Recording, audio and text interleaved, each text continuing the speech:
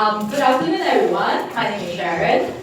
So when I decided to do the talk, there are 5 topics to choose from, right? I immediately know that I want to do midlife reinvention because if there's one thing that I'm good at is to reinvent myself.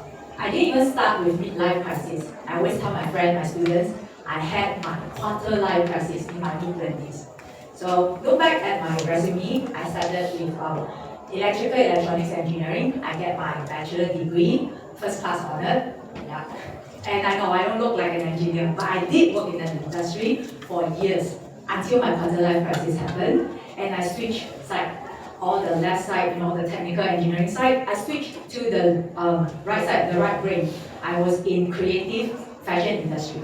More fitting, right? Yeah. But I didn't stop there, okay? During COVID, I reinvented myself again. I ventured into blockchain, into metaverse, into community building. And today, I am lecturing at polytechnics, and I'm also running my own business called Purple Dream, where I help people making sense of their life through psychology, through storytelling, through all this ancient wisdom, such as tarot reading, and also birth chart reading, things like that.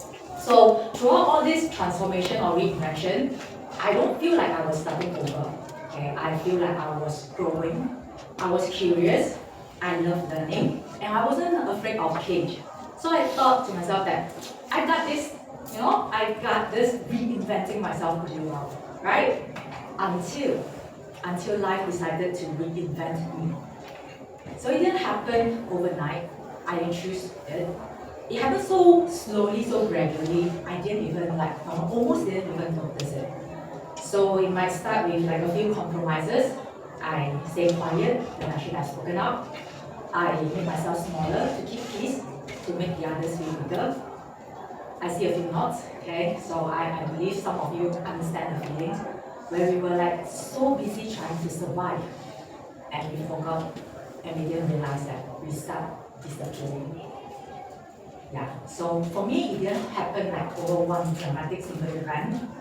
In fact, it was actually a few of them. Over the years, I had one narcissistic boss where she made me crave for her approval and depended on her so much that I lose my self-confidence. I stopped trusting my own ability. A marriage, a very long relationship, where somewhere along the line, I stopped recognizing myself. I looked into the mirror. I don't know who's that woman that looking back to me. And I had depression, very bad depression at my lowest point. Simple tasks like waking up, getting out of bed, taking shower, drinking water, all this feel very, very tough things to do. It's like climbing mountain. Not even like the Bukit Timah Singapore, okay, that would be difficult, but it was more impossible. It's like climbing a Mount Everest. So life sucks, yeah. And the marriage ended. I stopped finding my fulfillment from career or life. So I started asking myself more questions. Who am I? All these years, I built myself over all the labels: an engineer, a fashion designer, a successful professional, a good wife, a strong woman. But when I'm no longer any of those, who am I? Who is Sharon Hui? Right? So I started searching, and that search led me into psychology, how you're talking about different type of archetypal personality. That led me into ancient, the symbols reading, which is what I'm doing, tarot reading, oracle, and runes reading. It got me into metaphysics, the Chinese metaphysics, 八字易经, the Western metaphysics, astrology, horoscope, moon phases, talking about your planets, your houses. I even dabbled into ancient philosophy. All this actually helped me understand myself. It gave me moments of clarity. Just when I thought I'm trying to figure life out, life threw me another curveball. Last year, I was diagnosed with breast cancer. I was sitting in front of the doctor, I remember, and the doctor said, yeah, you're a little bit too young to have this, but it is confirmed you do have the breast cancer. And what we can do is we have to do a mastectomy, remove all your breast tissue together with the cancer cell, and we need to do this as soon as possible, so in the hope that you can get a full recovery. I have a lot of questions, of course, yeah. But I remember the first thing I asked the doctor is, do you think we can delay the surgery for 1 more week? I mean, I wasn't asking the extra time to get my affairs in order. I wanted to throw a party. I was thinking to myself, my brother's coming barely there, but has been supporting me for the past years. It is now sick, it is now all back up and needs to be at home. But I feel like I need to give it a proper send, a proper goodbye. I told the idea to my girlfriends, and there was such angels. They went together and made it happen for me. They threw the best booby send off party for me. Okay, we had fun, we had music, we had a balloon photo shoot, and we haven't even have like a custom made big breast cake. I never had such big breast, but they taste yummy. There was a lot of laughter, a lot of jokes, yeah, and for some tears. And I remember among all those moments, I had like an epiphany. I was actually quite glad that it happened like at that time because I've gone through a lot before that and I know how to take it. If it happens a few years back, I would have broken down.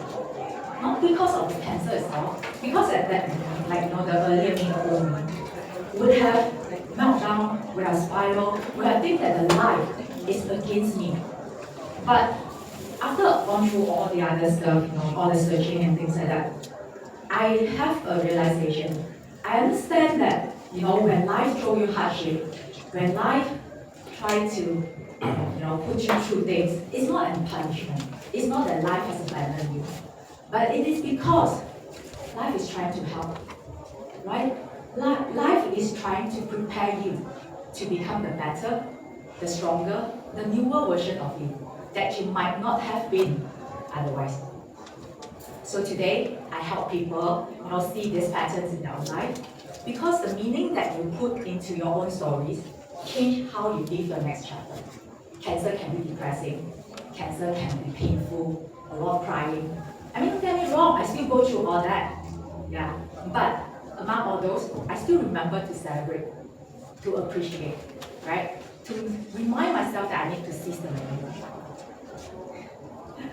Yeah. So, in short, I think in life, there's two types of reinvention that we're talking about. One, that we choose ourselves. Yeah. We want to change career, we want to switch industry, we want to learn new skills. But there's also the second type, where we didn't choose, but the life chooses for us. It came usually disguised as grief, illness, loss, failure. These are all tough, heavy moments. But if we can try to understand it, if we can try to learn from it, and if we can try to integrate the lesson, those will usually become the most meaningful moment of your life. So, last part, I would like to share just a realization that I made also when I'm writing the speech. A few years back, you wouldn't see me here. Yeah, my ex-husband would have tried to talk me out of it. She would question why do you even want to stand in front of a bunch of strangers and share stories?